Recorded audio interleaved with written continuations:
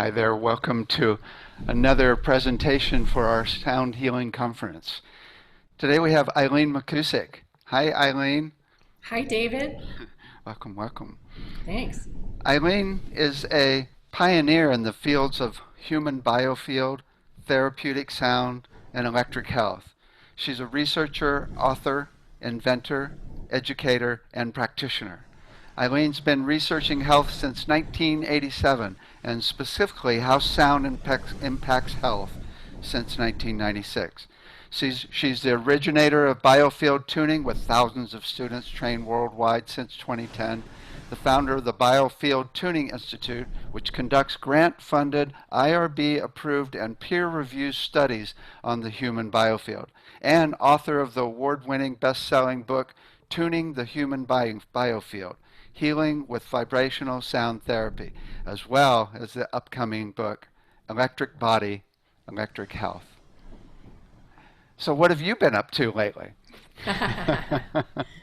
Well, this year I finished the first edition of my second book and the second edition of my first book. And David, you might find this of interest. I've actually been working on becoming a singer and a songwriter. Whoa. I've been taking what I've learned about sound and intention and healing and applying that to music, to like a popular kind of rock and roll music format. And Cool. so that's my growth edge at the moment is exploring musicianship. Yeah. Cool. Well, I've got a big question for you. If you had all the money in the world, what would you do to help everybody on the planet? Wow. Okay. Well, that's a really big question. I don't know. I'm very practical. So the first thing that comes to my mind is having everybody have clean, good water. You know, even here in Jamaica, where I am, the water that comes out of the pipe, it tastes like poison. And so ordinary people can't even drink the tap water. They have to buy bottled water to drink. And so we end up with all of this plastic waste for the people that can afford to buy bottled water. I would love to see municipal water systems become healthier to produce water that is informed by vibration and sound. You know, I'd like to see our technologies advance in such a way that what is coming out of the tap is clean and good to drink so that we don't need bottled water, and that systems are put in place in poor areas. You know, people have invented devices that like gather water from thin air. Right. There's all kinds of technologies out there. So the very first thing I would do would be to help everybody have clean, good water to drink. Cool. Yeah, Cool. water is life. Right. Nice. Excellent. Speaking of water, I would like to let everybody know that the sound in the background is the ocean. The ocean. So you're right on the water right now, Yeah, right? yeah. I'm about 120 feet from Coral Cliffs here in Negril, Jamaica, and there's a hurricane blowing around to the south of here that is making the ocean really churned up and wild. And so what's usually very placid, I can go out off the Coral Cliffs and snorkel, and it's very calm. Today it's crashing out the window, and it's here in Jamaica. Most of the homes are open air, so there's no way I can block out the sound of the ocean. So we're gonna have to listen to the crashing waves in the background today. Cool, cool, excellent, excellent. Oh, one other thing. So, any ideas of what we could do with sound to help the planet? Well, one thing that comes to mind is that unfortunately with budget cuts, music is really being taken out of a lot of school curriculums. Right. And I would love to see music programs be much better funded. We learned so much from learning about music and studying music and participating and playing with music. And you know, certainly if music was more available, you know, if instruments were more available, that would certainly be one way to help the world with sound. You know, another way is that I think there's quite a lot of ordinary everyday things that make terrible noise, like leaf blowers. There's a lot of noise pollution out there from internal combustion motors. And it would be nice to see these things electrified or created with new technologies that don't create so much sound pollution. Great. So, even I had a refrigerator that I used to have. It made the most awful noises. Things like fluorescent lights make terrible sounds. Right. There's a din of electricity and things that just aren't good for us to be exposed to. So I think one way we could improve the world with sound is by being much more mindful about sound pollution and looking for solutions to that. Excellent. Excellent. Cool. Okay. So I'd like to begin with a meditation, if you'd like to. Yeah, we can do that. So Take off. one of the things that I've been working with for a long time is tuning forks. A tuning fork is simply an acoustic tone generator. That's all it is. It makes a single tone. So I have a tuning fork in my hand. It's 528 hertz. Some people ascribe to the belief that 528 is the frequency of love. I don't subscribe to that. I think that every frequency, when it's in tune, is the frequency of love. And basically anything that isn't love is noise in the signal, static. And that the more we bring ourselves into tune, the more we work towards finding our own vibrational sweet spot, the more we experience the coherent emotions like gratitude, love, feelings of unity, consciousness, that sort of thing. And it's the noise in our signal that blocks us from our ability to simply connect to what is. Nature is perfect. It's harmonious. Nature lives in that sweet spot. And unfortunately, as humans, we've received a lot of bad programming and a lot of false stories. We carry a lot of false beliefs that get in the way of our ability to experience ourselves in life directly without in the middle. There's a lot of signal jammers out there. Our human potential is so much more. It's like we have a hardware that is amazing and capable of so many things, and we've been downloaded with lousy, limited software. And what I've really learned about working with the human body is how incredibly intelligent it is, and how the human body actually really loves single tones. And so I'm just going to activate this tuning fork. We're just going to spend a moment listening to it.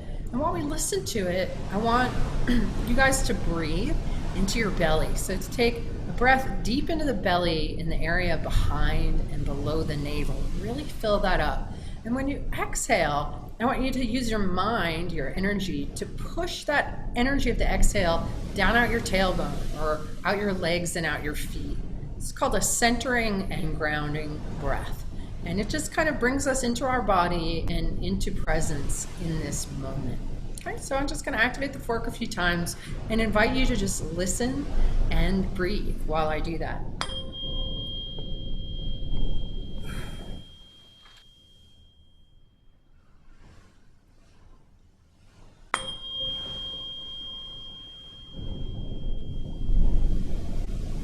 Also listen to the ocean in the background.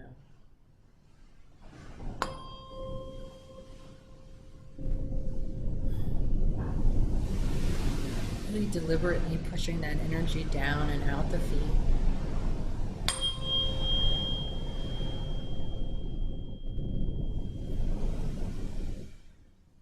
Just do one more.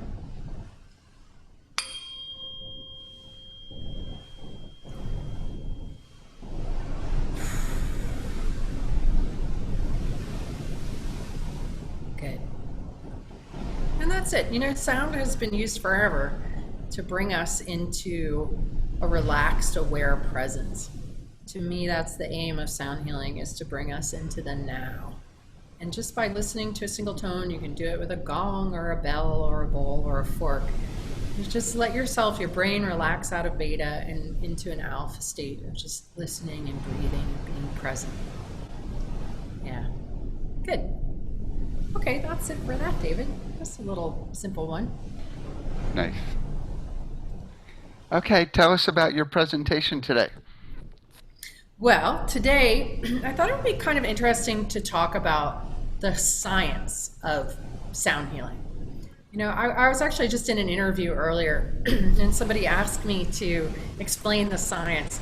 And instead of going into the science like I'm going to do with you, I said, you know what?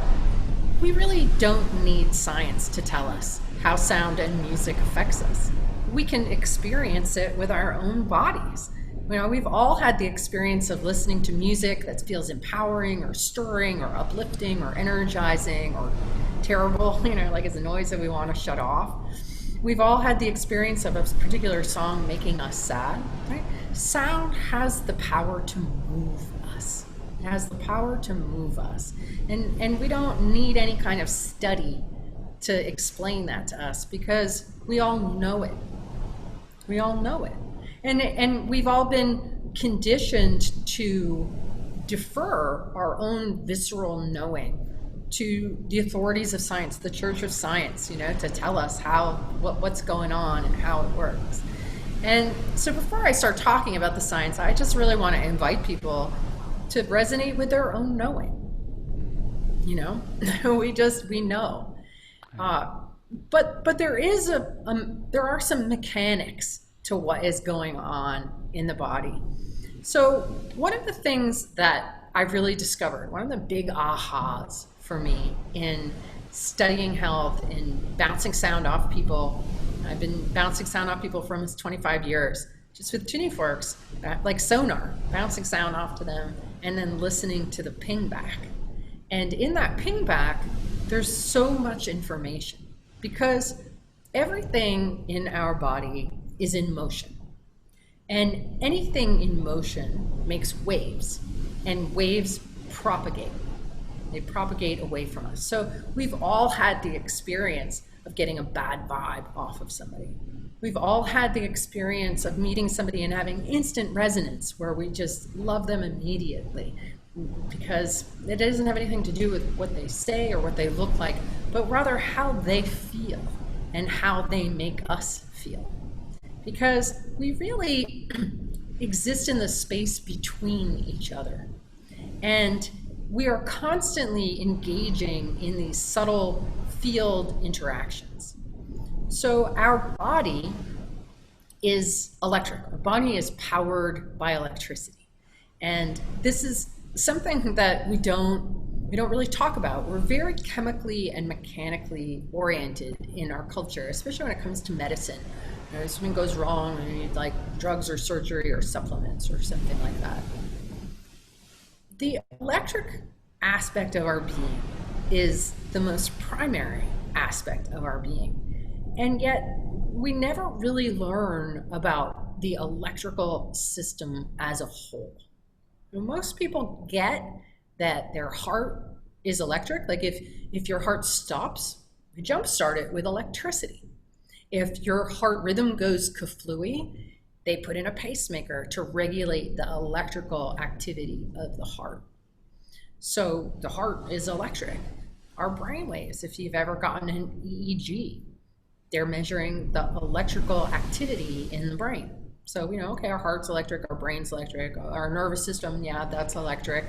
Our bones are crystalline structures that make electricity when they're compressed. Our bones are filled with light.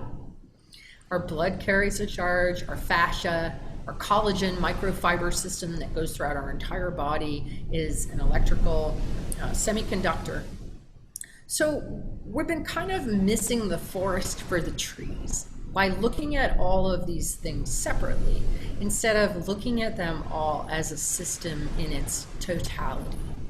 So our electric body is our light. It is our aliveness. And when you're alive, your light is on and you're engaging in life. And when you die, your light goes out.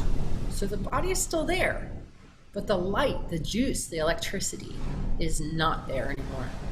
So it's really our electrical system that is the determinant of our aliveness or not aliveness. And it is our electrical system that responds so exquisitely to sound. Sound is actually part of the electromagnetic spectrum. And part of the problem in our culture is that we've taken something like this full spectrum of all potential frequencies, and we've chopped it up. And we've called this bit sound, and this bit light, and this bit ultraviolet, and this bit, but it's all different frequencies. And there's really no division between them. We call frequencies in this range sound, but it's only sound because of our organs of perception. The human ear hears in the range of 20 to 20,000 hertz. So if something is 19 hertz, is that sound? If something is 22,000 hertz, is that sound? Right? So there's really two definitions of sound, and one is what we hear in that range. But another definition is propagated waves of any frequency. So we could say that the entire electromagnetic spectrum is sound. It's just vibrations. And vibrations impact other vibrations. So when you're hanging out with somebody who's got a heavy, bad vibe, that is going to inform your vibrations. And you will maybe impacted by that and leave kind of feeling drained or in a bad mood. Conversely, if you're around somebody who's very coherent, who's very energized, who's very inspiring, that the vibration of them, like we're all like tuning forks basically, is going to impact you through sympathetic resonance. So the principles of resonance and entrainment are really key in sound healing and also in music therapy. So for example, in music therapy, if they are working with a client who is despondent, who is depressed, and they are not going to play happy music because there's no resonance for that person there. They're going to initially play something that resonates with that mood, something heavy, something low, something like, oh yeah, I can listen to that because that's how I feel. And then they're going to slowly start to switch up the musical arrangements into something that is more coherent, that's more upbeat. And so the person will go along, they will entrain into that. That's how tuning forks work in the way that I use them. I use them diagnostically in this sonar kind of way to find areas in the electromagnetic field around the body where there is dissonance or distortion. And then I hold the tuning fork in that spot. Initially, it's going to resonate with that noise. Like let's say you got sharp pain in your left shoulder. I hold a tuning fork over that. It's actually going to sound sharp. We're going to hear it because the vibes are coming off the body. These very high frequency, very low amplitude waves that we can't hear, we sense, but we can't hear them. But what happens is because the tuning forks are also producing very high frequency, very low amplitude waves that we can't hear, those frequencies intersect with the frequencies being emitted from the body. And the sound precipitates down through the octaves into the hearing range, which enables me to diagnose, if you will, or to identify what's going on. So over many years of listening to these emanations through the tuning fork, I've learned that there's this whole language of vibration that our bodies communicate in. Not only our bodies, but actually all of nature speaks this very fundamental language of vibration. That's how your pets understand you. Now, dogs, absolutely, they don't just smell fear, they sense the vibration of fear. And in the tuning forks, fear has like, it has a pulsing quality. And we know when we're really afraid that vibrational pattern of fear gets so big that it can actually make us shake. So when an animal feels fear, it's the same vibrational language. And the work of Cleve Baxter, who did research on plants, he wrote a book called The Secret Life of Plants. He had experiments where he hooked plants up to a polygraph machine and he was reading their vibes. And in one story he tells that he simply had the thought and the intention that he was going to burn the plant with a match to see how it responded. And all he did was give off the vibration of that intention, and the plant responded and was like, ah, and this little needle started going crazy. So the natural world, the flora, the fauna, and us all communicate in this universal language of vibration. And every single emotion that we feel has a particular frequency signature that it produces. For example, when people have depression, there's a very specific zone in the magnetic field where that tone expresses, where it resides in our mind, if you will. It's off the left shoulder, is where I find it. And it exhibits a low undertone you can hear. There's a kind of going on. And that's what's happening in our system. When we're depressed, we feel, and our body is actually making that sound. So with resonance and entrainment, we initially resonate with whatever's going on, whether it's depression, whether it's sharp pain. That biofeedback is something that the body hears and responds to. So our bodies are actually designed to be perfectly in tune, to be perfectly healthy. And that's what I call our factory settings. And unfortunately, we go through life and we take all kinds of hits and we experience all kinds of trauma and we get all kinds of bad programming. And instead of acting out of our factory settings where all our vibrational energies are balanced and in harmony, a kind of dynamic harmony, we end up with parts of our being that are flat, parts that are sharp, parts that are full of static or noise, places that have gone completely offline altogether. And so instead of being a beautiful, resilient, in-tune instrument, we're kind of a mess. But the beautiful thing is, as you know, David, and I know, is that when we bring coherent sound into the equation, the body uses that input to auto-tune. And all I need to do is reflect back to the body, hey, you sound really flat over here. And the body goes, oh, wow, yeah, I sound really flat over there. I better relax this muscle. I better take a big breath into that area. I better let go of whatever story I'm spinning around some perceived injustice from decades ago. And in that relaxation and in that entrainment into harmony, the body relaxes into a state where it's able to fix itself. Or it's able to self-repair. That's what we're designed to do. We don't really need chemicals. We don't really need supplements. What we really need is to become clear and not only the noise out of the signal, but also the resistance. So a big part of what ails us is areas of subconscious tension and resistance in the body that then will give rise to inflammation. And anytime you've got inflammation and too much energy in one place, you end up with a deficiency somewhere else. So sound has the ability not only to resonate and to entrain us, but as I've discovered, a tuning fork actually produces a weak electromagnetic charge when it's vibrating. So do bees' wings, actually. And the relationship between bees and flowers, they discovered, is actually an electromagnetic relationship. So our body, our electric body, can be adjusted through using a vibrating tuning fork like a magnet.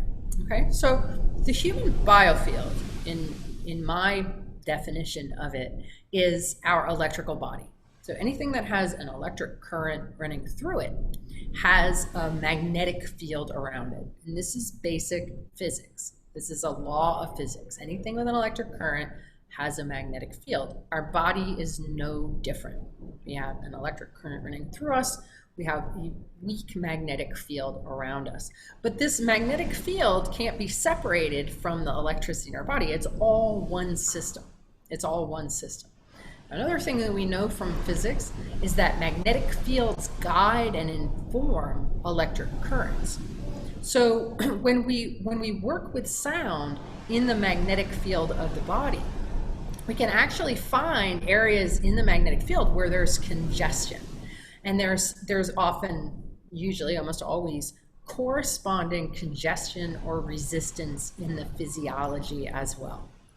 And it might manifest as pain, it might manifest as some discomfort, tendencies towards injuries or accidents. Anywhere where we have an imbalance in the electromagnetic system, the body follows suit. So with a tuning fork, what I'm able to do is find these areas of congestion and then use the tuning fork like a magnet, like a stylus moving iron filings. And I'm able to adjust the magnetic field. So if something is really out of balance off to the side, we can use the sound to shift the magnetic field, bring that into alignment, and then the electrical activity will follow. It will just follow the magnetic field. So the way that sound interacts electromagnetically with the body's electromagnetic field is where the therapeutic aspect comes in. And this is the missing piece, right? We don't necessarily get what's happening because we're like, oh, the nervous system, whatever. We're missing the sort of bigger picture of the electrical system as a whole. Now, sound also has levity. So sound waves, they've discovered, fall upwards. And this is how sound is used in acoustic levitation. So you can go on YouTube and you can search acoustic levitation. You can find like videos of little styrofoam balls like hanging out in sound waves being held. And when we listen to sound, like if you listen to something like Caribbean steel drum music, you can feel the levity in your system. So when we have low energy, when we're feeling despondent, if we put on upbeat music, it's actually going to like magnetically introduce levity into our system. This is why singing in groups, making music, drumming, anything we do like makes us feel great afterwards. And it's because of that tendency.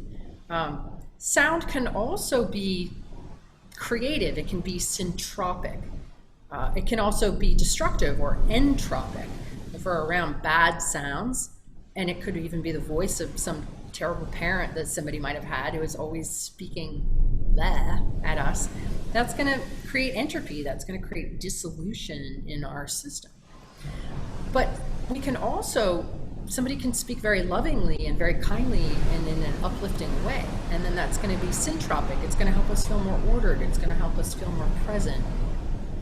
So when we use sound in a sound healing way, we're using it to create syntropy and levity and greater order in the body.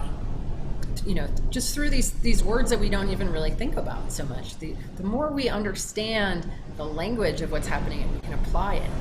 Like if I'm moving something in the field, some kind of trauma, some kind of part of you that got blown out in trauma, so like car accident made your field go pfft, that's entropy. But a tuning fork can actually find where the field has gone out of balance and bring it back into order, and that's syntropy.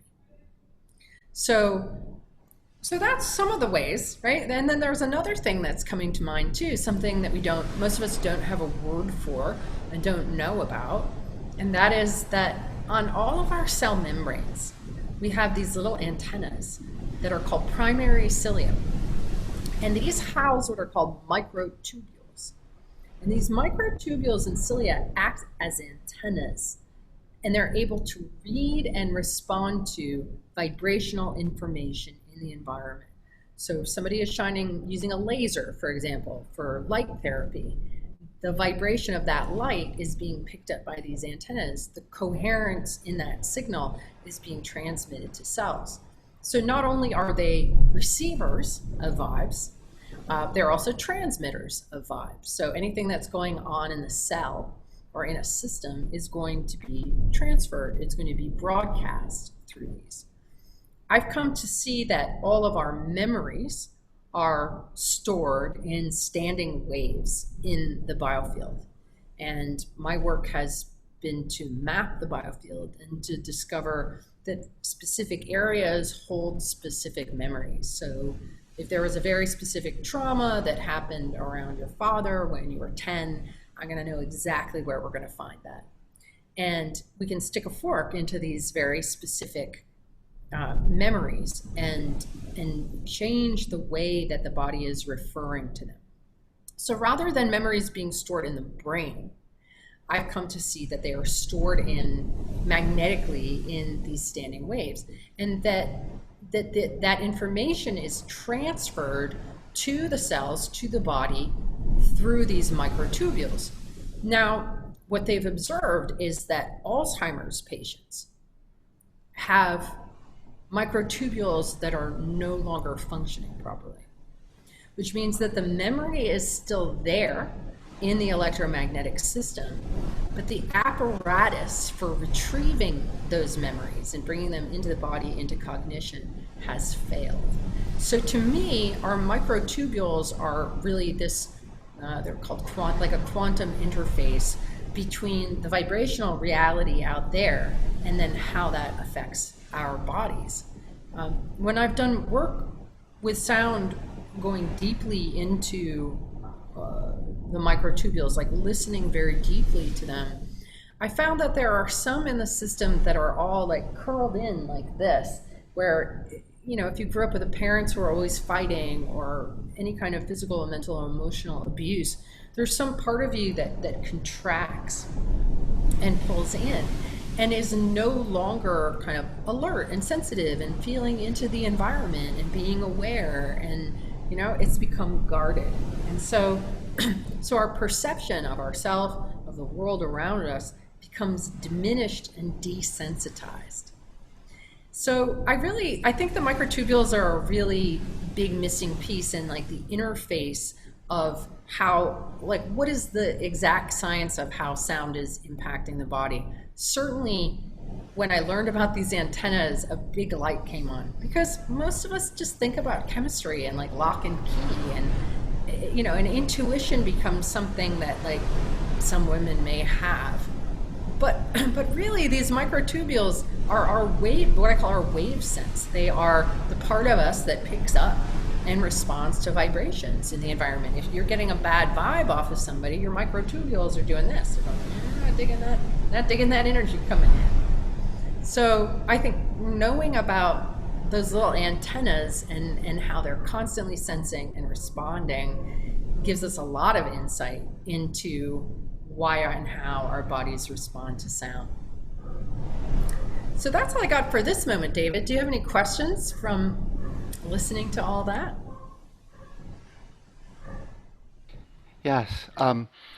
So what's the, are the microtubules totally picking up electricity? Is that the way the information is, or is it just movement?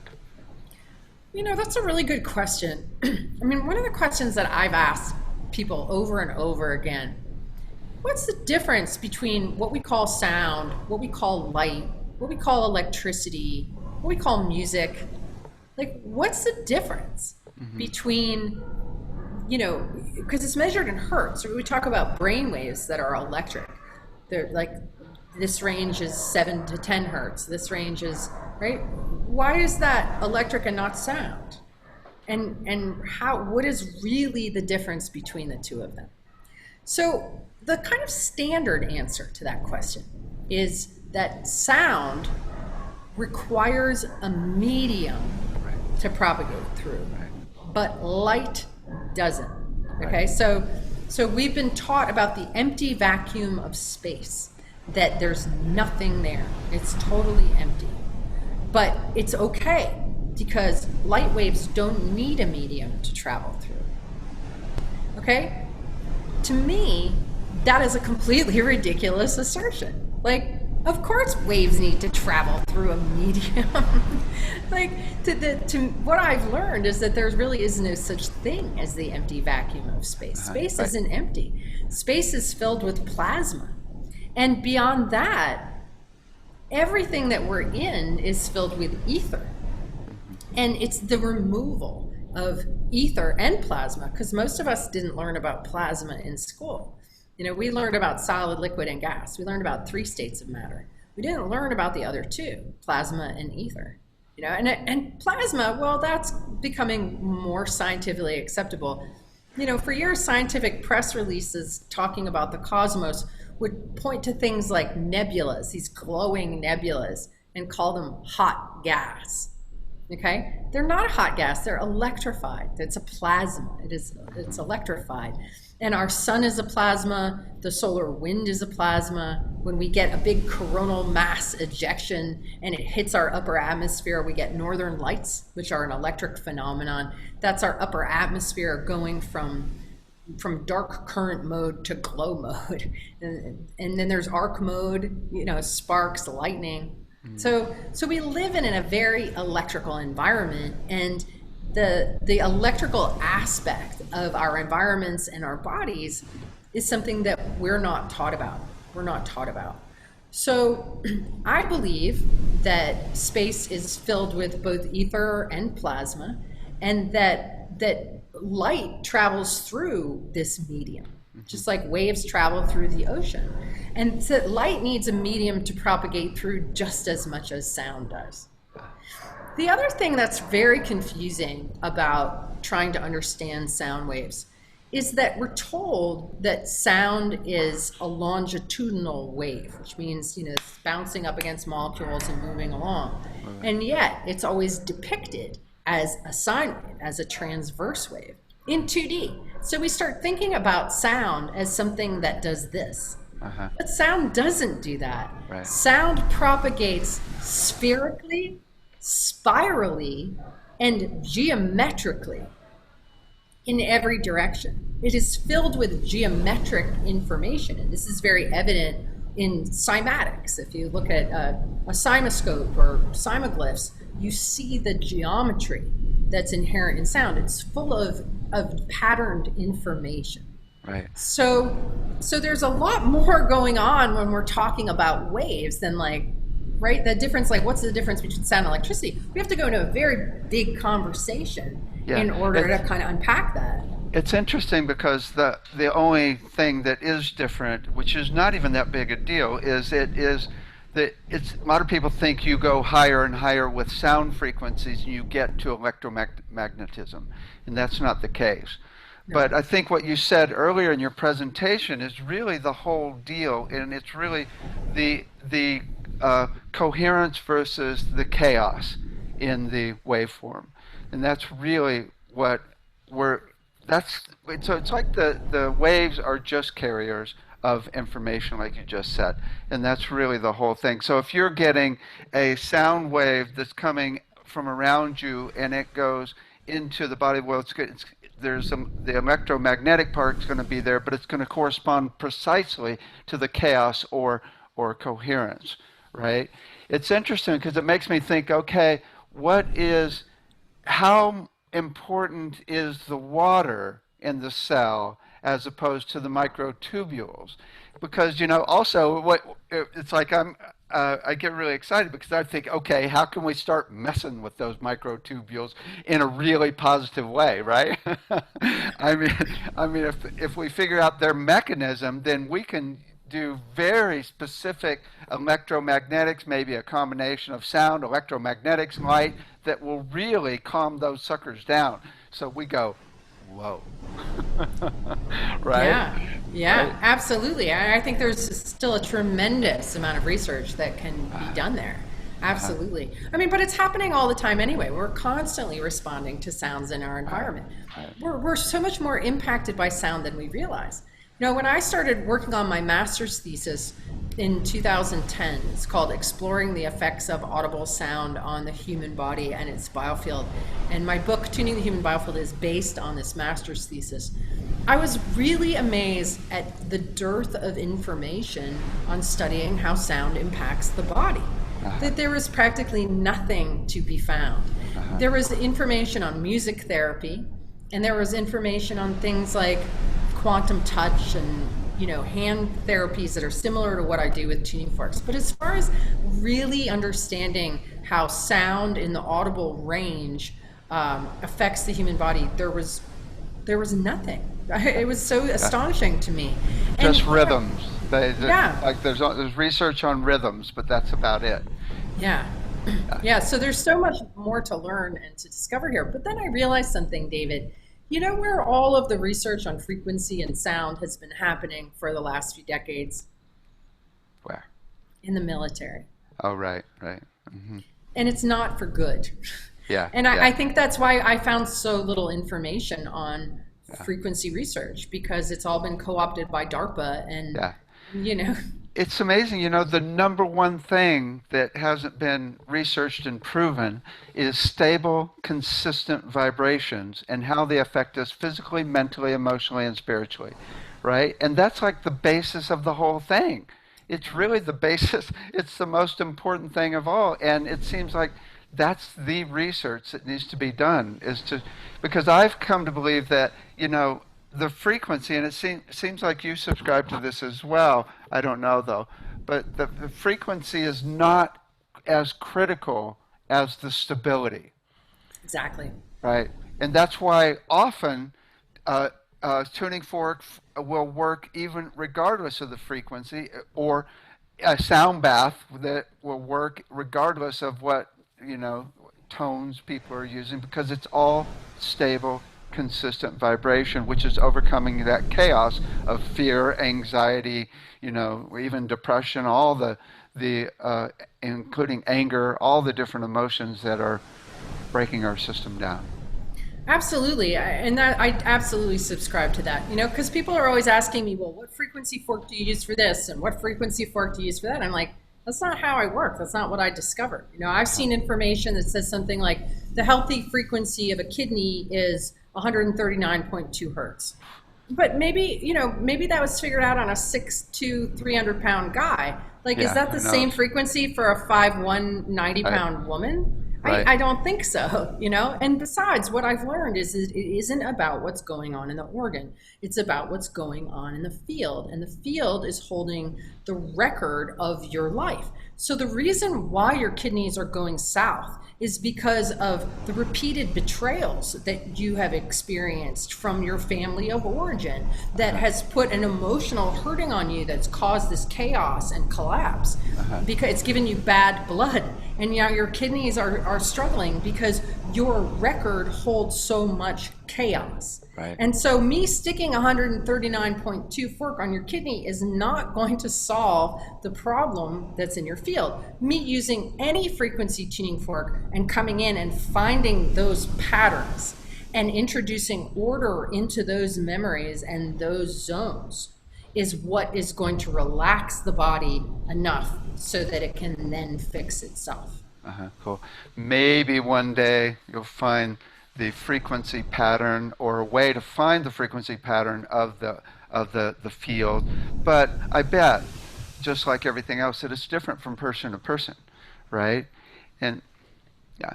Well, yes and no. I mean, there is a sort of what I've observed, and it's my subjective observation, but that the field actually has a very specific anatomy and physiology.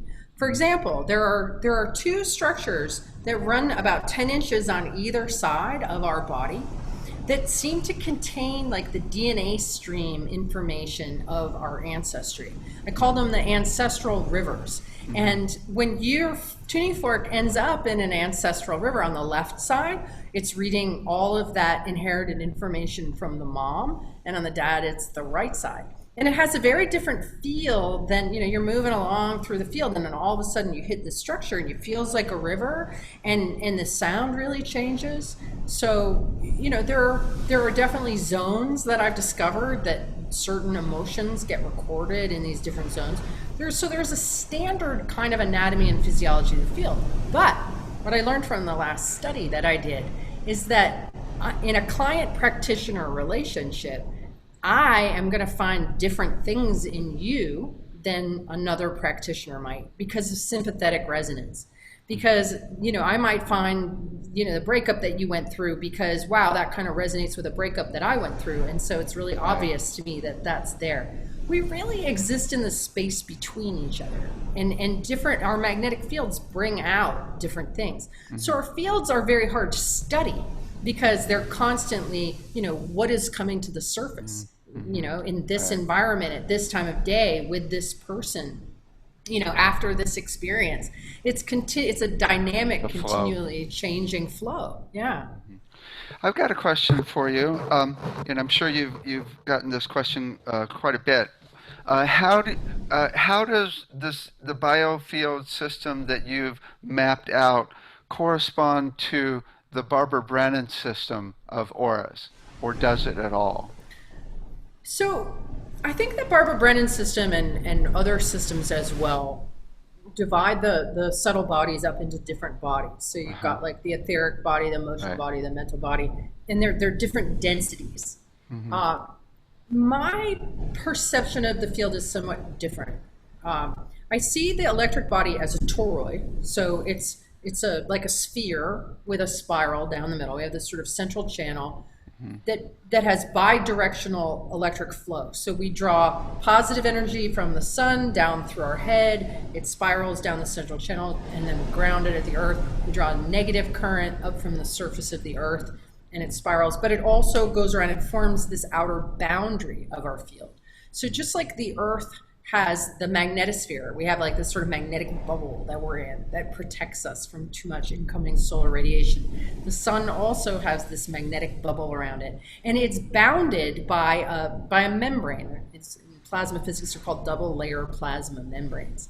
And so that I see our toroidal structure bounded by this membrane, and the energy circulates around. I mean, we're actually toroids within toroids within toroids. We're really infinite beings. And, you know, we have a sort of immediate 6-foot bubble that holds, you know, our life story, our ancestors, all of that vibrational information. But we're just a focal point. Like we're really, because we're made of ether, we're part of the ether, we're infinite beings. We're not a drop in the ocean, we're the ocean in a drop. Mm-hmm. And these fields just expand fractally outwards. So what I found is that at the very edge of the field, at that membrane, there's a density there. There's a boundary that you can feel.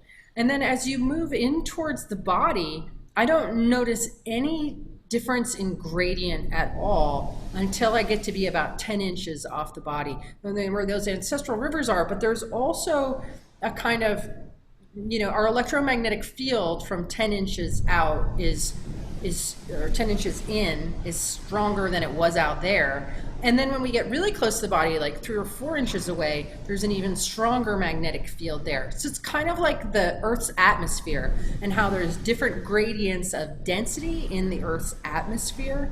There is around the human body as well. The magnetic field is denser closer to the body and then becomes finer as it goes out. But the only gradation differential that I encounter is at that 10-inch mark. I think that there's so much information in the biofield, and I think that there's a lot of different ways of looking at it. Mm-hmm. So my model doesn't take away from the Brennan model. You know, I think that there you can work with both models and find that information there. It's just that even though I had read both of her books before I came to this practice, I just didn't encounter that. Because, you know, that model too, kind of, it doesn't have an outer boundary. You just sort of become more nebulous and sort of fade out as you go into those finer bodies. Mm-hmm. And so this taking the toroidal structure, and if you've seen the movie Thrive, I don't know if you've seen Thrive, Sure. He talks a lot about the toroidal structure in nature and how it's this sort of self-organizing, self-sustaining system. So, you know, that is how I see the human biofield, as that toroidal structure. Cool. Wow, I love it. Well, anything else you'd like to share before we end? Well, I think the best healing instrument that we have is our own voice. Uh-huh. I really do. And, you know, I took a class with you, David, years ago. I think it was 2012, where I don't know if you were teaching it or if you had somebody who was teaching it, where someone was using your voice, like I use the tuning forks. Was it you? And just going ooh up somebody's body, and then you can tell where your voice breaks, where you hit that incoherent area, and then you use your voice, just like the tuning fork, to send that coherence in. Right? This idea of I'm going to give you a coherent sound, and that your body's going to use that coherence to fix its own disorder. Right. And simply by using our voice the way that we speak, the words that we say, you know, this is the most immediate, free, available way to modulate our own health, is by using our own voices more consciously. Right. More consciously.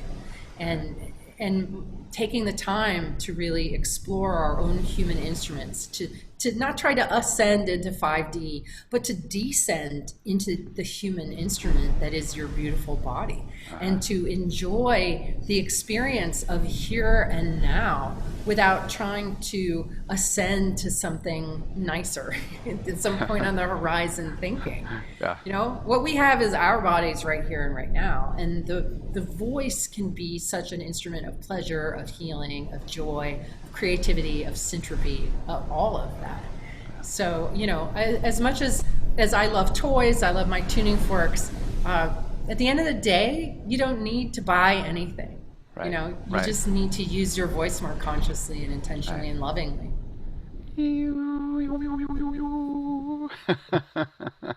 Yeah. Well, so tell us about your package that you will be offering, a little webinar. Yeah, I'm going to do a little webinar. So I've been in this field for 25 years now, which is kind of hard to believe. And I remember when I think I hit that 10,000 hour mark, you know, maybe 10 years ago or so, and I'd really been doing it for a while. And I started to perceive and work with the subtleties, with the nuances. And what I found was that the real magic happened in those subtle places, in like picking up something really subtle and working with that's where the magic really unfolds. And I think that, you know, that's what differentiates somebody who's really good at something, somebody who's mastered something, any art form, really. It's in those small details. Right. And so I thought it might be helpful for me to talk about the subtleties and nuances, the finer aspects of the art of being a sound healer, being a sound therapist, being somebody who works with sound, around the ability to listen really deeply and to presence, you know, how to really go into hollow bone and listen very deeply and understand what it is that you're hearing and feeling. So I'm going to talk about and do some exercises to help maybe shorten your distance to mastery. You know, somebody is speaking as a master who's really, you know, done thousands and thousands and thousands of sessions and worked with many people. What I've learned along the way, and that's not usually something you learn in a class. You know, usually that's the sort of thing that you have to learn the hard way. And so I'm going to help to shorten that distance for you by talking about the finer aspects of this work. And how, you know, you become a better instrument for healing and entering into that place where grace can happen. Because to me, that's the essence of being a healer, is being able to enter into that space where it becomes something bigger than you, where you become a channel for what wants to happen. You get out of the way and let grace step in. And it's an amazing feeling. And it's one that, you know, over time you get better and better at. But I guess we'll call it shortcuts to grace in healing. Cool. Perfect. Yeah. Well, thank you. Yeah, you bet, David. My pleasure. It's always fun to talk to somebody who, you know, really knows the field like you do. And I find whenever I have conversations with people who are really knowledgeable, it brings out more of that in me. So thank you for. Yeah, it really makes me want to spend time with you and talk more, because it's like we're on such a similar trajectory, I think. Yeah. Helping as many people as possible, right? Absolutely. I'm all about it. I do want to tell you one more thing, just because I know that you've been doing research, and I know that, you know, we do, I think science is necessary, and I think studies are good. They're time consuming, they're expensive, and they're very difficult to do. And usually by the time you're done with a study, the conclusion is you need to do more studies. Right. So you can learn a whole nother level. I know, it really is. But I've learned so much from the work that I've done. But we're about to engage in a study. We're going to be working with volunteers who are going to be receiving 3 biofield tuning sessions remotely to treat them for anxiety. And this is grant funded. It's in the IRB right now, getting approved, and we're going to be launching it in November. So the last study we did, we we managed to get into peer review, which was really exciting. That one wasn't on efficacy. It was on kind of exploring this idea of, is the biofield something that we can, like what we were talking, you and I were talking about, like, are those patterns always the same? And what we discovered in that study was, no, they're not. They absolutely change depending on who is exploring the space of somebody else. So, we really do exist in the space between each other. But this one's on efficacy, and I think that the more efficacy studies that we can do in this world, the more credibility it's going to lend to it. So that's just something that I have in the pipeline is, and anything that shows the effectiveness of sound for anxiety and also the effectiveness of distance healing is going to go a long way towards supporting all the people in this field and what we do. Right. Yeah. Cool. Excellent. Yeah. Excellent. Well, thank you so much. I hope the hurricane it'll be past by the time this airs, but yeah, I hope everything is harmonious and coherent. Thank you. That is a wonderful blessing, and I hope the same for you as well, David. Okay. Thank you so much. I'm going to play the closing video now. See ya. Take care. Go ahead and mute.